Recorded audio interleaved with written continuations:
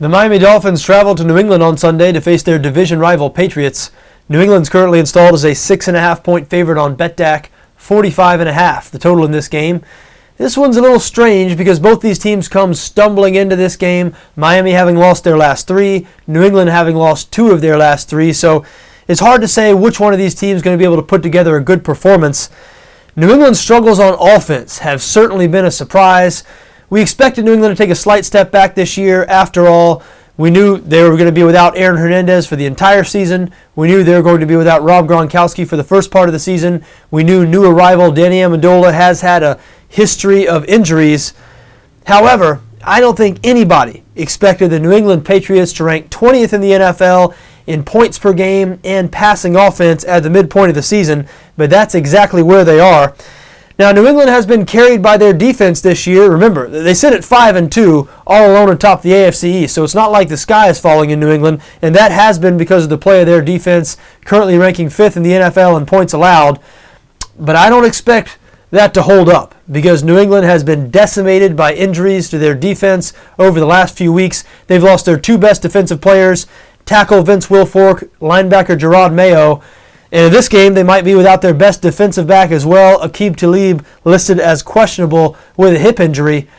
Listen, the loss of Wilfork and Mayo, that has gutted the middle of the New England defense. And you saw last week the New York Jets ran it right at the Patriots with a lot of success. The Jets, who are certainly not an offensive juggernaut, putting up 30 points in that game. So you look at Miami here. I mean, Miami's not a great offense, but they're certainly functional. They've scored 21 or more in all but one of their games this season.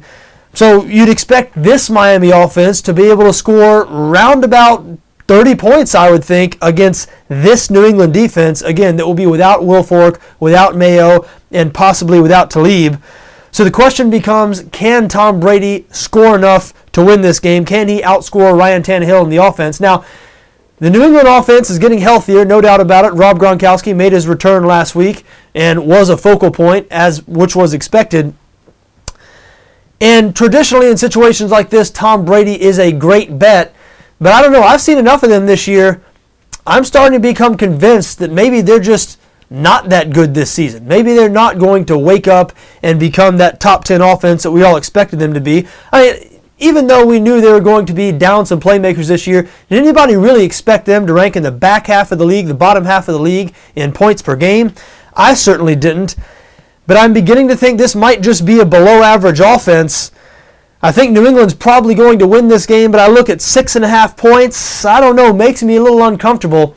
No result here really surprised me, but I do lean towards Miami plus the points in this game.